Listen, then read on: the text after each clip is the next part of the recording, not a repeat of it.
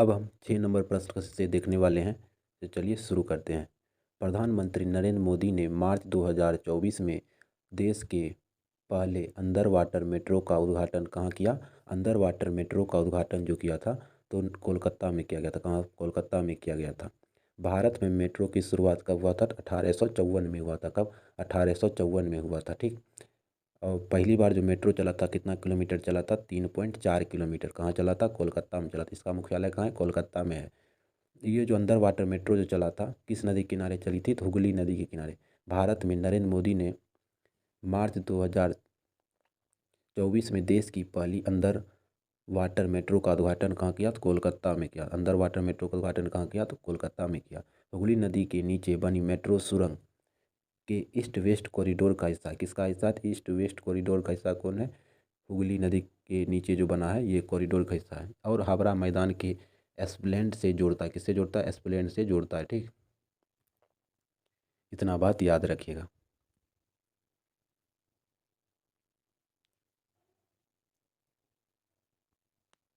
सात नंबर है, गोलकीपर के रूप में प्रदर्शन के लिए निम्नलिखित में से कौन सा पुरस्कार दिया जाता है? तो गोलकीपर के रूप में पुरस्कार जो दिया जाता है हॉकी इंडिया बलजीत सिंह पुरस्कार। हॉकी इंडिया बलजीत सिंह पुरस्कार। आप गलती से ध्यानचंद पुरस्कार नहीं टिक कर दिएगा। ठीक, तो हॉकी के गोलकीपर के रूप में कौन सा पुरस्कार दिया जाता है? तो हॉकी इंडिया बलजीत सिंह पुरस्कार।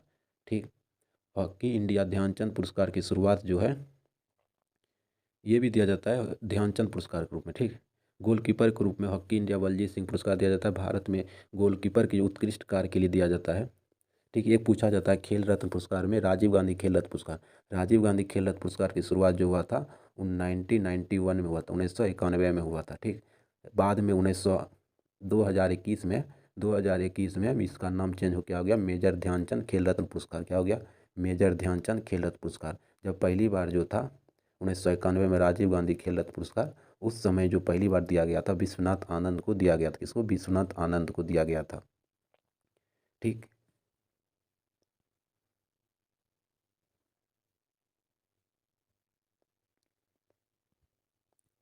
गोलकीपर के उत्कृष्ट खेल के लिए हॉकी इंडिया बलजीत सिंह पुरस्कार कौन सा पुरस्कार दिया जाता है? तो बलजीत सिंह पुरस्कार दिया जाता है।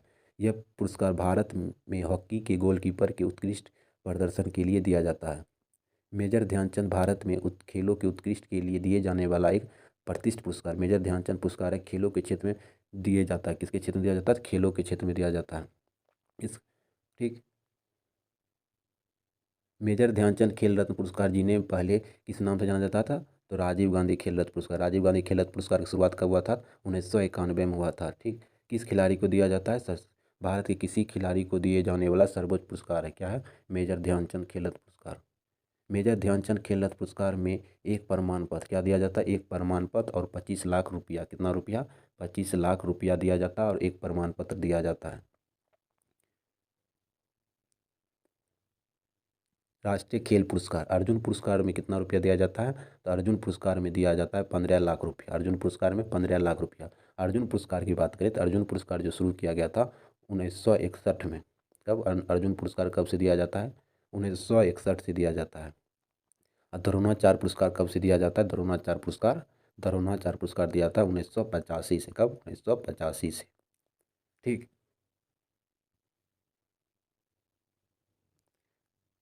8 नंबर है, निम्नलिखित में से कौन सा भू अस्थायी उपग्रह नहीं है? भू अस्थायी उपग्रह नहीं है तो जुगनू। क्या है? जुगनू एक छोटा ग्रह है। जुगनू कैसा ग्रह है? छोटा ग्रह है। जुगनू एक नैनो सेटेलाइट इसरो के मार्गदर्शन में आईआईटी कानपुर द्वारा बनाया। किसके मार्गदर्शन? इसरो के द्वारा और आईआईटी कानपुर के सहयोग से बनाया गया था एक छोटा उपग्रह। ठीक, भारत में के कुछ प्रमुख भू अस्थायी उपग्रह हैं। कौन कौन? ये सभी इंपॉर्टेंट है तो याद रखिएगा। आप लोग क्या कीजिएगा? याद कर लीजिएगा। पहला है इनसेट। क्या है? इनसेट। दूसरा है GSAT. INSAT GSAT INSAT GSAT. तीसरा है कल्पना। तीसरा क्या है? कल्पना। ये क्या है? इंडूसेट। इंडूसेट। पांचवा क्या है? हेमसेट। कैसे कैसे याद रखिएगा? इनसेट जी सेट एडुसेट हेमसेट और कल्पना। इनसेट ऐसे सेट याद रखिएगा तो ऑप्शन में अगर सेट सेट लगा रहेगा तो आप लोग समझ जाइएगा भू अस्थायी उपग्रह। भू अस्थायी उपग्रह की ऊंचाई जो होता है वो होता है 36,000 किलोमीटर। कितना? 36,000 किलोमीटर। ठीक, इतना ऊंचाई पर होता है। अगर पूछ देगा इसरो का स्थापना कब हुआ था? इसरो का स्थापना हुआ था 15 अगस्त 15 अगस्त 1969 को हुआ था। ठीक, याद रखिएगा 15 अगस्त 1969 को हुआ था। और इसका मुख्यालय कहाँ है? बेंगलुरु में है। ठीक, इसरो का मुख्यालय बेंगलुरु में है, इतना याद रखिएगा आप लोग।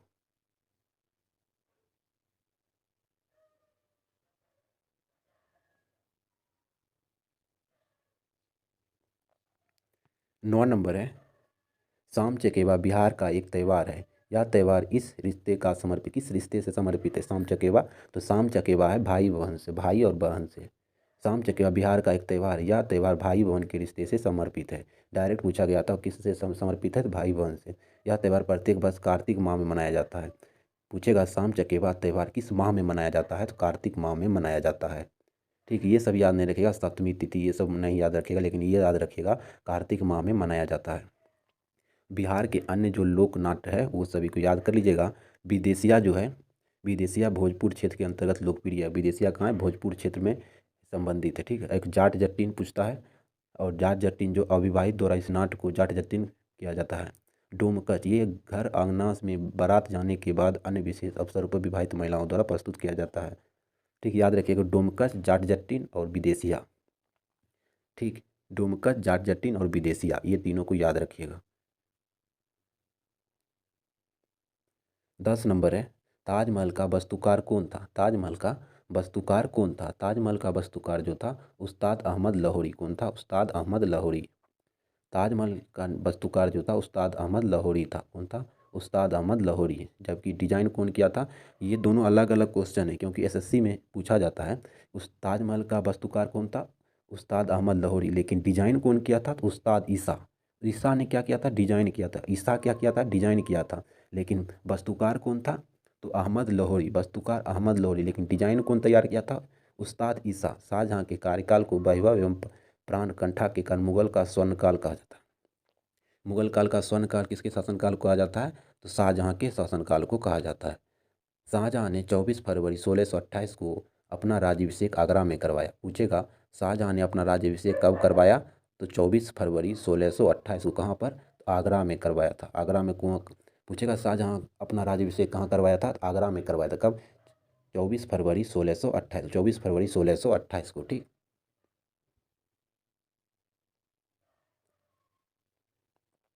आगरा में मोती मस्जिद का निर्माण कौन करवाया था? शाहजहाँ ने करवाया था। आगरा के मोती मस्जिद का निर्माण कौन करवाया था? शाहजहाँ ने करवाया था। लेकिन दिल्ली का मोती मस्जिद का निर्माण पूछेगा तो औरंगजेब ने करवाया था। यहीं दिल्ली का मोती मस्जिद का निर्माण पूछता तो औरंगजेब ने करवाया था। लेकिन आगरा के मोती मस्जिद का निर्माण पूछा है तो शाहजहाँ ने करवाया था। कौन? शाहजहाँ ने करवाया था। शाहजहाँ के काल में प्रमुख विदेशी यात्री, शाहजहाँ काल में कौन कौन विदेशी आए थे? तो शाहजहाँ काल में आए थे फ्रांस के बर्नियर और टेरविनियर। बर्नियर और टेरविनियर। फ्रांस से कौन आए थे? बर्नियर और टेरविनियर।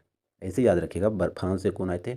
बर्नियर और टेरविनियर, बर्नियर और टेरविनियर। इटली से कौन आए थे? मनुची। इटली से कौन आए थे? मनुची। ये सभी पूछे जाते हैं। इटली से कौन आए थे? मनुची आए थे।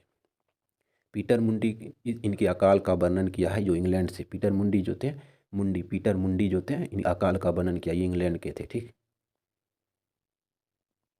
शाहजहाँ ने, इनायत खां जी ने शाहनामा लिखा। इनायत खान ने क्या लिखा? शाहनामा लिखा को संरक्षण दिया था। इनायत खान क्या दिया था? शाहजहाँ ने संरक्षण प्रदान किया था। जिन्हें ने शाहनामा लिखा। शाहनामा किसने लिखा? तो इनायत खान ने लिखा, इनायत खान ने। ठीक, बनवास उत्कृष्ट मुगल चित्र था। बनवास उत्कृष्ट मुगल चित्रकार था। इनका संबंध आधुनिक उत्तर प्रदेश था। ये सब नहीं पूछेगा। इनके अकबर के समय से उत्तर चित्रकार थे। अब्दुल समद के बारे में पूछता है। ठीक, अब्दुल समद, अकबर ने प्रसिद्ध चित्रकारी अब्दुल समद को सीरी ए कलाम की उपाधि दी। सीरी ए कलाम की उपाधि किसको दिया गया था मुगल काल में? तो अब्दुल समद को, अब्दुल समद को सीरी ए कलाम की उपाधि दिया गया था। ठीक, अब्दुल समद को कौन सा उपाधि दिया था? सीरी ए कलाम की। कौन दिया था? तो अकबर दिया था। अब अब्दुल समद पेशे से क्या था? चित्रकारी था। अब्दुल समद पेशे से क्या था? चित्रकारी था। एवं मोहम्मद हुसैन कश्मीरी को जरी ए कलाम की उपाधि दी थी। जरी ए कलाम की उपाधि किसको दिया गया था? मोहम्मद हुसैन कश्मीरी को। कश्मीरी क्या दिया गया था? जरी ए कलाम। लेकिन अब्दुल समद को दिया गया था सीरी ए कलम। सीरी ए कलम अब्दुल समद, जरी ए कलम मोहम्मद हुसैन कश्मीरी को। ठीक, 11 नंबर है, बिंबिसार का प्रसिद्ध राजवैद्य जीवक डैश का निवासी था। राजवैद्य किसका, कहाँ का निवासी था? तो राजगिरी का निवासी था। कहाँ का? राजगिरी का निवासी था। बिंबिसार का प्रसिद्ध जीवक जो था राजगीर का निवासी था। ठीक, राजगीर का स्थापना कौन किया था? जरासंध ने किया था। जरासंध। जरासंध किसका पुत्र था? बृहद्रथ का पुत्र था। बृहद्रथ का पुत्र था जरासंध। मगध में हर्यक वंश के संस्थापक बिंबिसार थे। हर्यक वंश के संस्थापक कौन थे मगध में? तो बिंबिसार थे। ये डायरेक्ट पूछा जाता है, बिंबिसार किस वंश के संस्थापक थे? तो हर्यक वंश संस्थापक थे। इसने 544 से 492 ईस्वी तक मगध का शासन किया। इसका उपनाम क्या था? इनका उपनाम जो था सेनिया था। क्या नाम था? सेनिया था। अस्थाई सेना रखने के कारण पड़ा। इसका सेनिया नाम क्यों पड़ा था? अस्थाई सेना रखने के कारण पड़ा था। अवंती राज के राज प्रद्योत जब बीमार पांडु रोग से राज प्रद्योत जब बीमार पड़ गए थे पांडु रोग से, उसी समय जीवक को भेजा गया था इसके पास सेवा करने के लिए। किसके लिए? सेवा करने के लिए। हिंदी का जो प्रश्न है, हिंदी में जो क्वेश्चन पूछा गया है, उसका आंसर आप लोग एक बार पढ़िएगा इनको पीडीएफ को, तो आपको पता चल जाएगा कहाँ पर आंसर है। पहला लाइन का आंसर जो होगा सरकार के दायित्व कारण, तो यहाँ पर लिखा गया है सरकार का दायित्व होगा। ठीक, आपको मैं दिखा देता हूँ कहाँ पर होगा आपका लाइन में लिखा हुआ। तो आप लोग एक बार इसको पढ़ लीजिएगा। ठीक, पढ़ लीजिएगा तो आपको समझ में आ जाएगा कहाँ पर क्या लिखा हुआ है। अब हम 15 नंबर को देखते हैं। राज्य में विधान परिषद की सदस्यों की के विषय में संवैधानिक प्रावधान क्या है? राज्य की विधान परिषदों के बारे में क्या है? तो राज्य में जो विधान परिषद होगा, वो विधान परिषद जो होगा राज्य के विधानसभा का 1/3 भाग। जैसे कि विधान परिषद की संख्या होगी आपका कितना, मान लीजिए 90 है। ठीक, विधानसभा की संख्या आपके राज्य में 90 है। ठीक, तो मान लीजिए 90 है, तो 90 का जो होगा 1/3 भाग होगा। 1/3 भाग कितना हो जाएगा? 30। तो विधान परिषद की संख्या कितना हो जाएगा? 30। तो इस प्रकार से निकाल सकते हो। ऑप्शन में कहाँ पर लिखा गया ये चीज़? तो ये चीज़ लिखा गया है राज्य में की विधान परिषद संख्या 1/3 से अधिक नहीं होगी। ठीक, और ये भी बात पूछा जाता है कि राज्य की विधान परिषद संख्या कितना से अधिक नहीं होगा? तो ये 40 से अधिक नहीं होगा। विधान परिषद की कितने राज्य में लागू किया गया है? तो 6 राज्य में लागू किया गया। कितने राज्य में? 6 राज्य में। तो कौन कौन राज्य का नाम याद रखिएगा? तो आप लोग याद रखिएगा यूपी। क्या रखिएगा? यूपी। यूपी में कितना है? तो 100 सीट है। यूपी में कितना है? 100। महाराष्ट्र। महाराष्ट्र में कितना है? 78 है। महाराष्ट्र में 78 है। ठीक, उसके बाद याद रखिएगा कर्नाटक। कर्नाटक कितना है? 75 है। उसके बाद रखिएगा बिहार। बिहार में कितना है? 75 है। उसके बाद याद रखिएगा आंध्र प्रदेश। आंध्र प्रदेश में कितना है? आंध्र प्रदेश में 58 है। और तेलंगाना में कितना है? तेलंगाना में है 40। तो इतना आप लोग को याद रखना होगा। ठीक, इतना याद रखिएगा तो हो जाएगा आपका। राज्य विधान परिषद का गठन के बारे में पूछा जाएगा। राज्य विधान परिषद का गठन का बात है 171 में लिखा गया, अनुच्छेद 171 में। लेकिन इसका सृजन का बात करेगा तो सृजन का बात करेगा तो 169 में लिखा गया है। चलिए हम इसका डिस्कशन पढ़ते हैं। ठीक,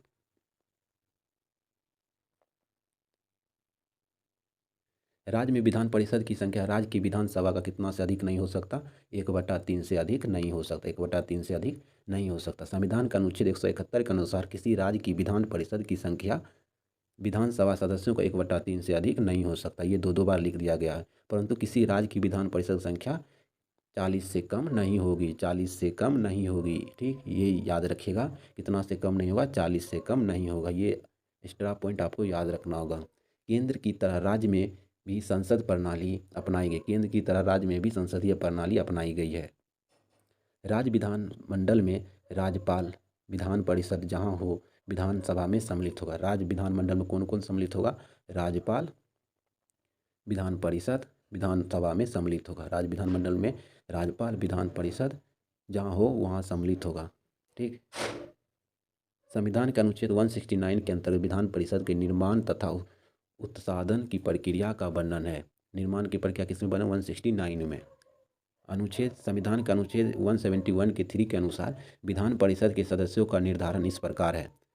हम सीधे आपको बता देते हैं कैसे कैसे याद रखिएगा आप लोग। 1/3 जो दिया रहेगा, 1/3 जो दिया रहेगा वो आप लोग याद रखिएगा। 1/3 तो आप लोग बता दिए विधान सभा के 1/3 विधानसभा का 1/3। ठीक, और फिर 1/3 पूछेगा। 1/3 जो होगा अस्थाई से, अस्थाई मतलब जैसे कि जिला परिषद हो गया, ये सभी वोट देकर 1/3 सदस्य को भेजेगा। ठीक, उसके बाद जो होता है 1/6 जो पूछता है, 1/6 राज्यपाल चुनेगा। किससे? राज्यपाल द्वारा होगा। राज्यपाल द्वारा होगा। और एक फिर 1/12 का बात होगा। 1/12 जो होगा शिक्षक होगा, कौन होगा? शिक्षक। ठीक। और फिर 1/6 12 होगा। 1/6 12 जो होगा वो होगा आपका जो स्नातक कर लिया है, 3 साल पहले जो स्नातक कर लिया है उससे चुना जाएगा। ठीक। तो इतना याद रखिएगा, आपको क्वेश्चन दिक्कत नहीं होगा। ठीक। अब हम 16 नंबर, जो कि आज का लास्ट प्रश्न है। ठीक। 16 नंबर में दिया गया है, संविधान सभा के चुनाव हुए थे। संविधान सभा का चुनाव कब हुआ था? तो संविधान सभा का चुनाव हुआ था जुलाई 1946 में। जुलाई 1946 में हुआ था। संविधान सभा का चुनाव जो हुआ था जुलाई 1946 में हुआ था। और कैबिनेट मिशन ने की कैबिनेट मिशन के तहत हुआ था। ठीक। तो माउंटबेटन जो था, भारत का विभाजन का प्रस्ताव कब रखा था? 3 जून 1947 को। कब? 3 जून 1947 को। ठीक। तो ब्रिटिश संसद के पास पेश किया कब? 3 जुलाई 1947 को। और पास कब हुआ था? 18 जुलाई 1947 को। और भारत का विभाजन कब हुआ था? 15 अगस्त 1945 को। ठीक। कैबिनेट मिशन के अनुसार मुस्लिम लीग जो था वो कब स्वीकार किया था? कैबिनेट मिशन को मुस्लिम लीग कब स्वीकार किया था? मुस्लिम लीग स्वीकार किया था 6 जून 1946 को। कैबिनेट मिशन को मुस्लिम लीग कब स्वीकार किया था? 6 जून 1946 को। लेकिन कांग्रेस ने कब स्वीकार किया था? दोनों डेट पूछा जाता है। कांग्रेस जो स्वीकार किया था 25 जून 1946 को। 25 जून 1946 को। ठीक है। कैबिनेट मिशन को मुस्लिम लीग कब स्वीकार किया था? 6 जून 1946 को। और कांग्रेस कब स्वीकार किया था? 25 जून 1946 को। कैबिनेट मिशन योजना का स्वीकार किए जाने के पश्चात संविधान सभा का निर्माण हुआ। ठीक। निर्माण हुआ। चुनाव कब हुआ? जुलाई 1946। ये डेट आपका पूछ चुका है, तो आप लोग याद रखिएगा। मुस्लिम लीग कब स्वीकार किया था? 6 जून 1946 को। और कांग्रेस ने कब स्वीकार किया? 25 जून 1946 को। संविधान सभा का निर्माण चुनाव कब हुआ था? जुलाई 1946 में। कांग्रेस ने 214 में से कितना सीट जीता था? 208। कांग्रेस कितना सीट जीता था? 214 में से 208, ये भी पूछता है। और मुस्लिम लीग ने 78 में से 78 में से 73 जीता था। ठीक। कांग्रेस को 4 सिख वाले ने समर्थन दिया था। पूछेगा कांग्रेस को सिख धर्म के कितने लोग ने समर्थन दिया था? 4। जवाहरलाल नेहरू के नेतृत्व में अंतिम सरकार का गठन जो हुआ था 2 सितंबर 1946 को हुआ था। जवाहरलाल नेहरू के नेतृत्व में अंतिम सरकार का गठन कब हुआ था? 2 सितंबर 1946 को हुआ था। तो माउंटबेटन योजना कब आया था? 3 जून 1947 को माउंटबेटन योजना प्रकाशन किया गया था। ठीक। लेकिन ब्रिटिश संसद में पेश कब किया गया था? पूछेगा माउंटबेटन योजना ब्रिटिश संसद में पेश कब किया गया था? तो 3 जुलाई 1947 को। लेकिन पास कब हुआ था माउंटबेटन योजना ब्रिटिश संसद में? 18 जुलाई 1947 को। लेकिन लागू कब हुआ था? तो लागू जो हुआ था 15 अगस्त 1947 को। कांग्रेस ने माउंटबेटन योजना को स्वीकार कब किया था? स्वीकार जो किया था 3 जून 1947 को ही कर लिया था। जब माउंटबेटन योजना प्रकाशन हुआ उसी समय कांग्रेस ने माउंटबेटन योजना को स्वीकार कर लिया था। क्या किया था? स्वीकार कर लिया था। ठीक। पूछेगा स्वतंत्रता के समय कांग्रेस के अध्यक्ष कौन थे? कांग्रेस के अध्यक्ष तो JP कृपलानी थे। कौन थे? JP कृपलानी। और उस समय प्रधानमंत्री कौन थे? क्लेमेंट इटली थे। कौन थे? Clement Italy. ठीक। ये भी पूछा जाता है। पार्टी कौन थी? Labour party. दोस्तों आज की वीडियो कहीं समाप्त करते हैं। जय हिंद, जय भारत।